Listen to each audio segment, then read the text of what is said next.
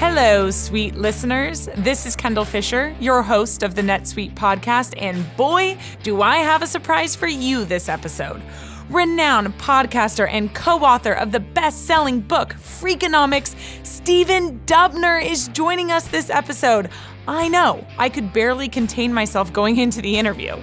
He has some awesome insight, as I'm sure you'd guess, especially pertaining to the state of the world right now. In fact, we dive into the old rules of business and why they no longer apply these days, especially amid COVID-19 and the craziness that we've dubbed 2020. He also reveals some lessons we can all learn during this time to help improve our businesses and honestly ourselves moving forward. Dubner also talks about the 13% increase in meetings as most businesses have moved to a work-from-home environment. I know I've certainly felt that. I'm sure many of you listening have too.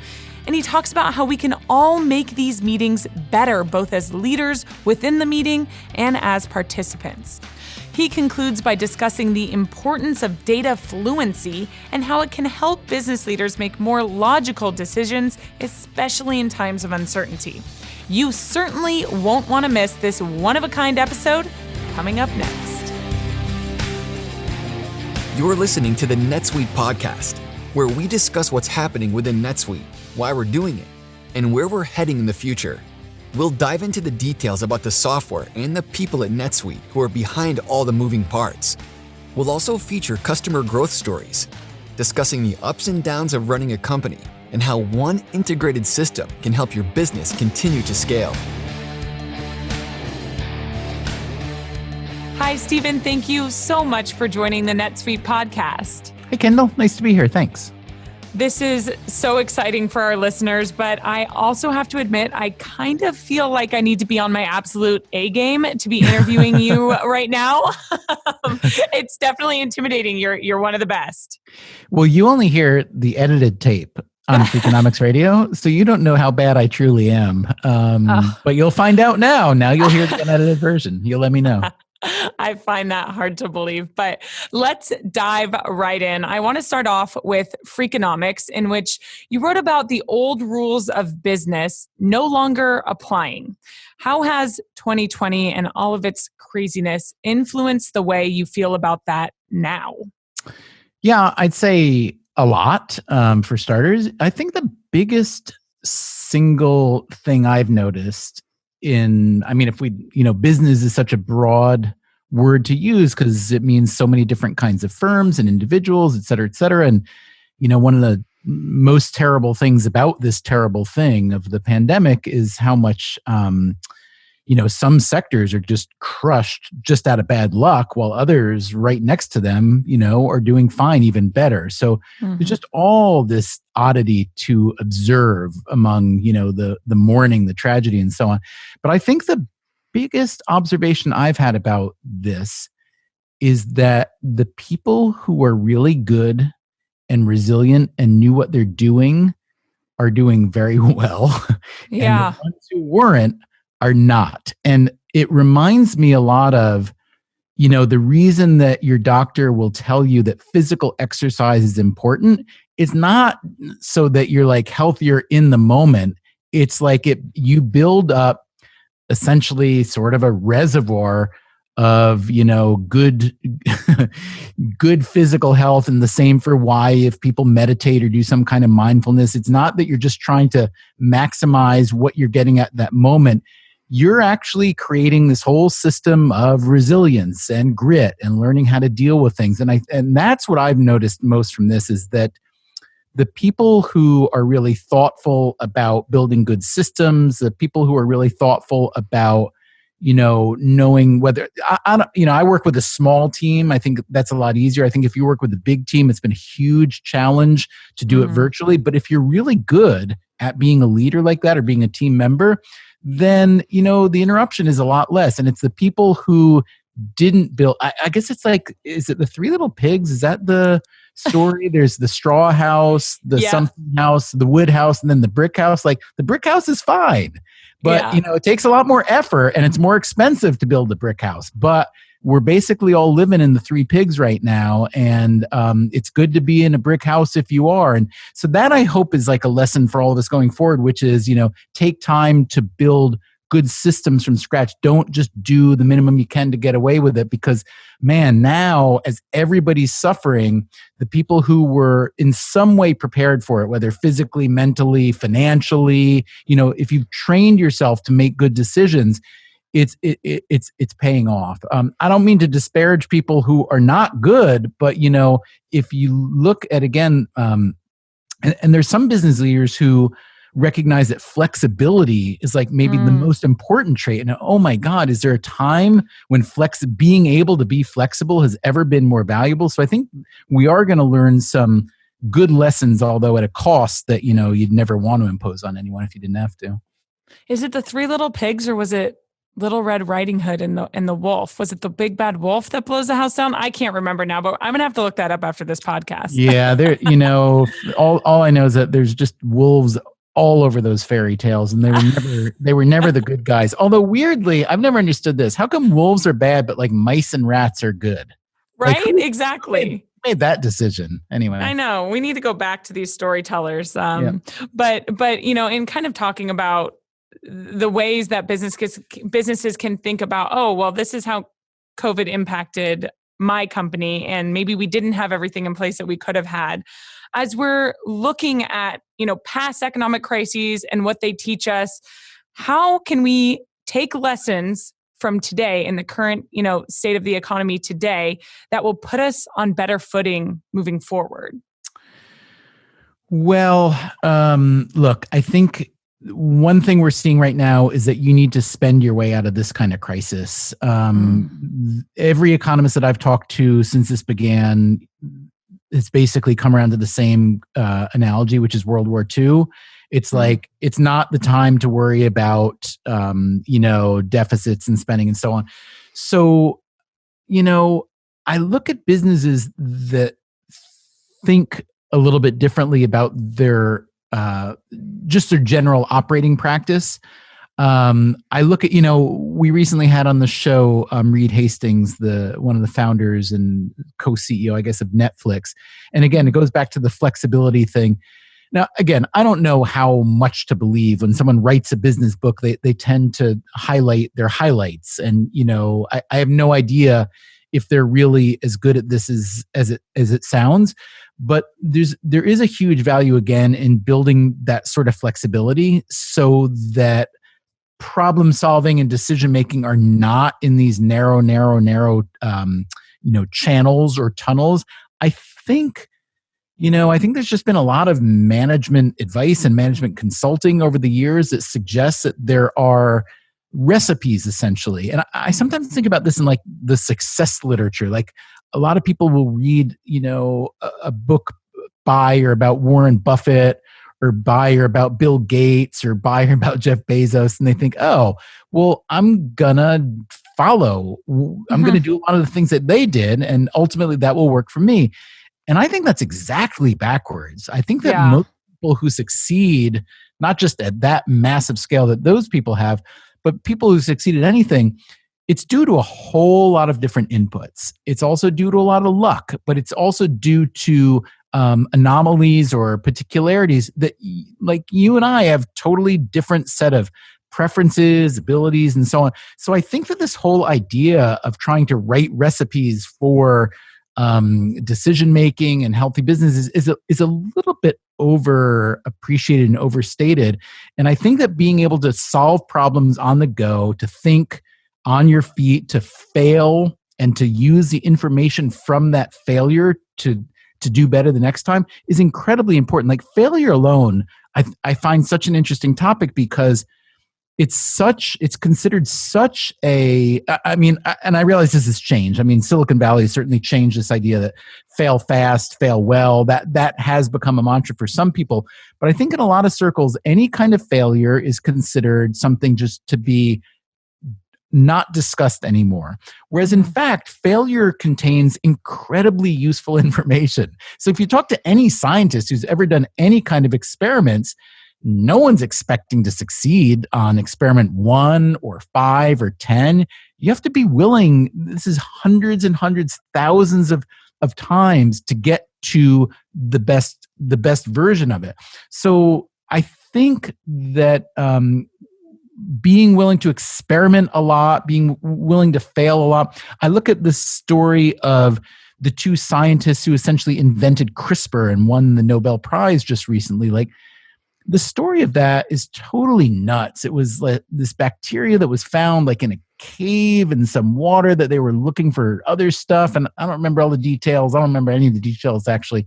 But when you look at the way the scientific mind works to do research, I think if we could import a little bit, or maybe even more than a little bit of that into the way that business mind works to solve problems, it would be great, because there's way too much just, I do what I do because that's what the last person in this chair did. And that's a great way to be mediocre, but it's not a great way to be awesome.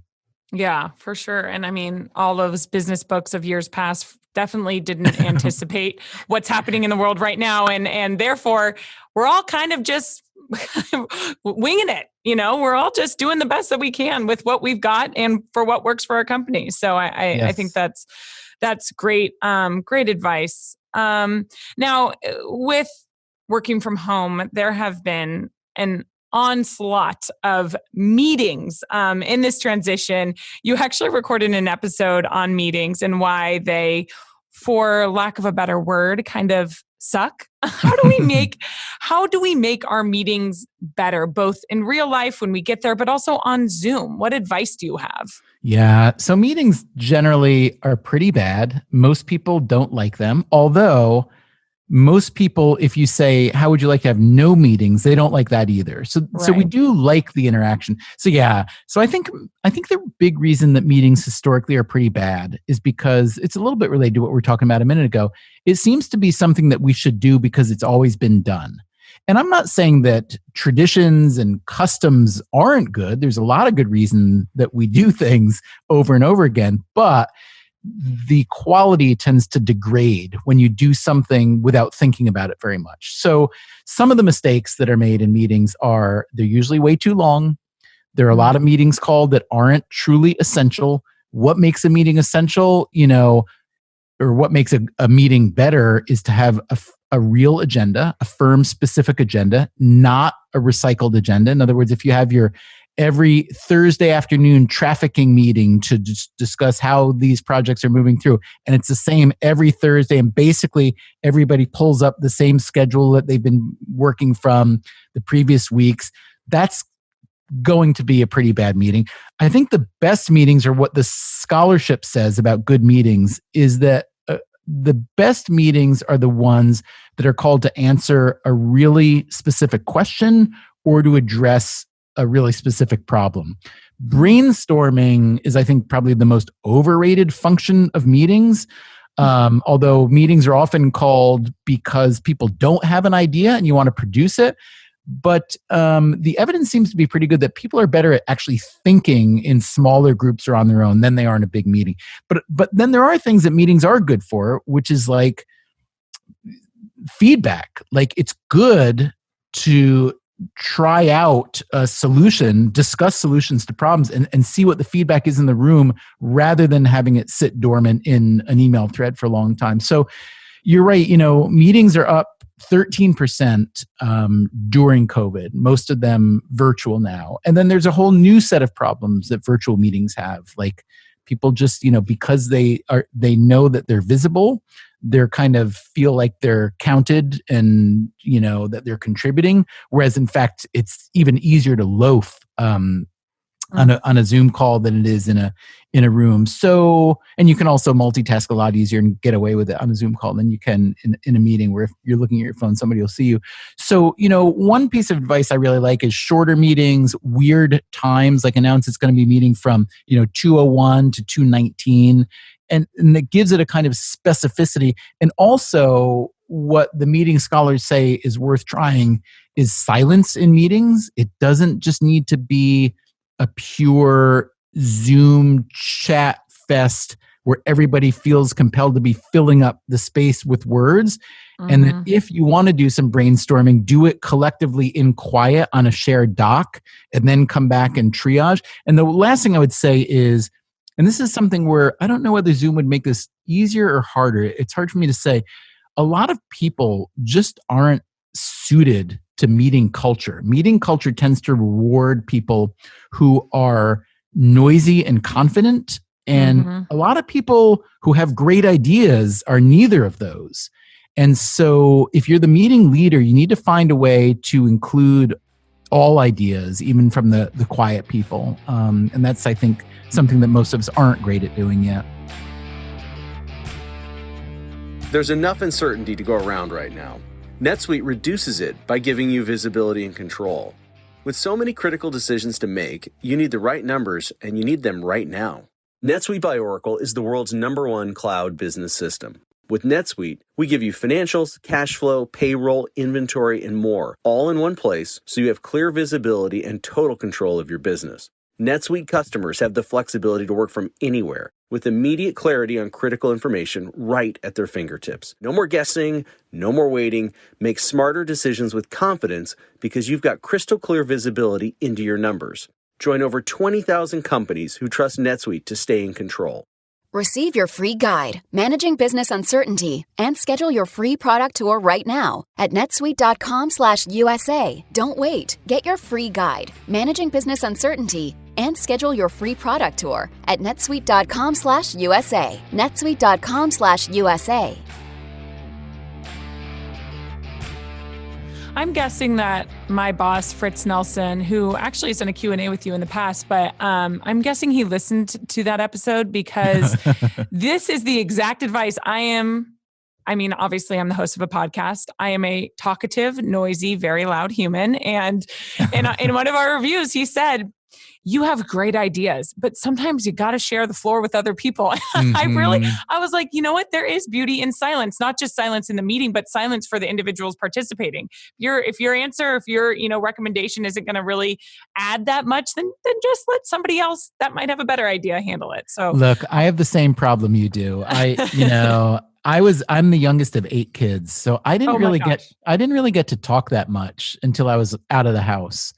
And so now it's hard to shut me up. And I appreciate that. But I do know in the rare instances when I am in charge of running the meeting, it is just so much better for your team, but also for you. Like, take advantage of the brain power in that room. Like, look, I'm not going to lie. I'm anti-meeting generally. And the reason is this.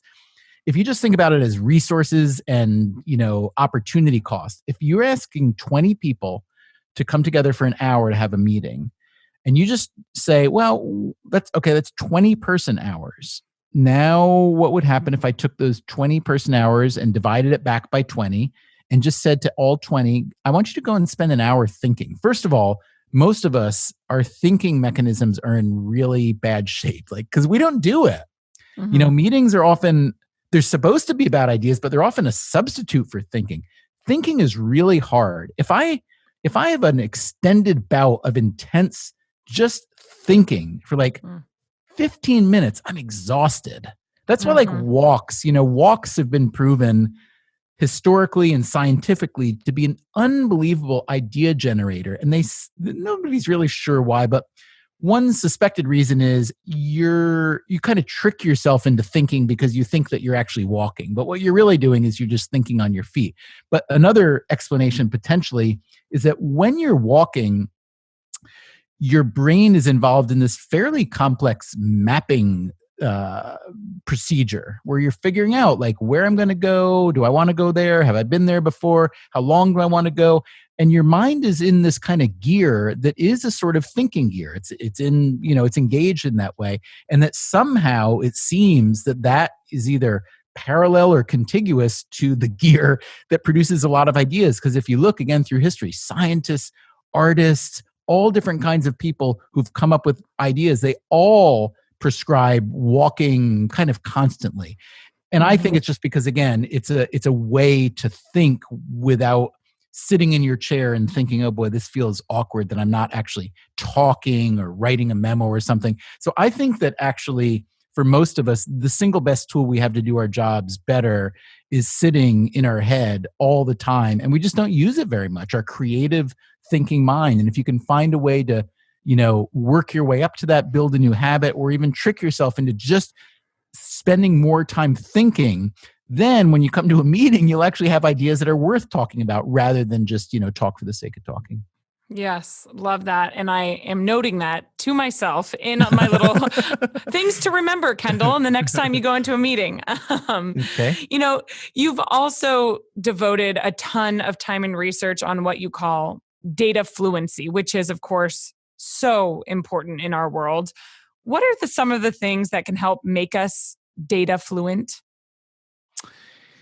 So I guess it starts with, being a little bit good at math. But when I say math, don't be scared. I mean, we're talking about arithmetic, essentially, not higher order math. I feel that the single best thing that would make more people happier in their lives and more data fluent for society would just understand probability a little bit. So I'll go back to the previous election when Donald Trump upset Hillary Clinton. And Nate Silver, who is the famous, politics statistics guy with 538, his site, which was then and still is really the site that most people who are into this thing look to. And I think his site had predicted a probability of something like, I don't remember now, it was between 71 and 78% for Hillary Clinton victory. And then when Trump won, which was a surprise to just about everyone who had ever been on CNN, at least, they said, oh my God, Nate Silver, he's supposed to be so smart. What an idiot. He got it totally wrong. So that's one way of looking at it. Another way of looking at it is he said there was like between a 21 and a 27% chance that this outcome would happen. What does that mean? That means that if you were to roll these dice 100 times, 21 times they're going to come up as what you are guessing. Is that would you bet on that? Maybe, maybe not, but it doesn't mean that it's an impossibility. I think that's just one example of many, many, many, many where people misunderstand what probabilities really are. And I think the biggest area where this hurts us is in the difference between risk and uncertainty. So, if you ask most people, what are the chances that this terrible event might happen, a hurricane or an earthquake or global financial cataclysm or whatever. So there's a lot of confusion between what's risky, what's a risk and what's uncertainty. Uncertainty means that something bad might happen, but you really have no idea whether it's a 1 in 100 chance, 1 in 1,000, 1 in a million, 1 in 10. Risk means that there's a bad event that can happen, but that you can measure it. And so you need to distinguish what's the difference between the two. And when it's one that you can measure, you need to measure it and price it. That's what insurance firms do. And when it's uncertainty, don't pretend that you know whether or not it's going to happen. Humans don't like uncertainty. We tend to make really, really poor decisions when we're faced with uncertainty. And I think that's one of the trickiest things about the pandemic right now. There's so much we don't know that we tend to make idiotic predictions and guesses and decisions about the future. And I get it. It's daunting. But if you can think of it in more of a risk frame, which is what is the probability that there will be a successful vaccine based on the science that we know, and that the vaccine will have appropriate uptake, and that this virus will be defeated within, let's say, a year from now.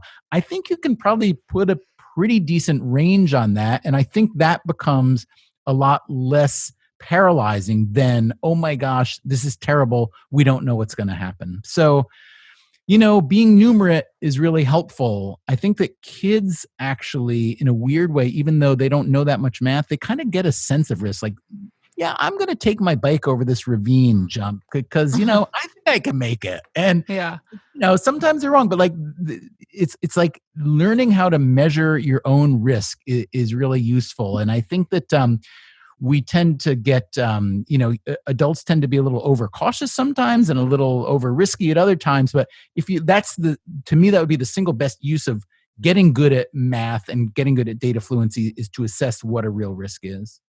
I love that, because I think that's something I spend a lot of time interviewing our customers here at NetSuite. And, one of the biggest themes was either we made decisions out of fear, or we at least saw the decisions that we could have made out of fear. And I think to make more logical business decisions rather than those based out of fear, especially right now, is just so important. And I think that's another lesson we learn, right? I agree. Although, look, I don't mean to deny that emotions are real and fear is real. Like, when the markets crashed toward the beginning of COVID, the US stock markets crashed, I think it was maybe 45-ish%. I mean, that takes a certain kind of temperament to say, I know they're coming back. I'm going to sell my house and buy stocks now. That takes a real temperament that I certainly don't have. So I don't blame anyone for responding to fear or excitement or optimism or any of these things.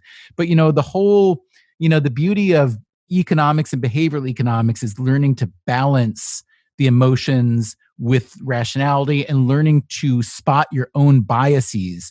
Learn where you make bad calls because of your emotions so that you can compensate for them. But look, I'm not saying it's easy. If it were easy, I wouldn't have a job, because what I mostly do is identify where people don't get it right, then try to, find smart people who can tell us how to get 1%, 2%, 5% better. But it's not like we're getting 100% better. Right. I mean, and it goes back to what you said at the beginning of this podcast is if you have certain processes, certain things in place, if you were scenario planning at the very beginning of this and forecasting and looking ahead and continuously doing so throughout the last 7 months, then you're kind of setting yourself up for a more logical response than one out of fear. Couldn't agree more. But anyway, Stephen, thank you so much for joining us on this episode of the NetSuite podcast. We were thrilled to have you. It's an honor to interview you, and hopefully we'll hear more from you soon. Maybe one day we'll have you back on. Thanks, Kendall. I really appreciate it. Nice to talk to you. You too.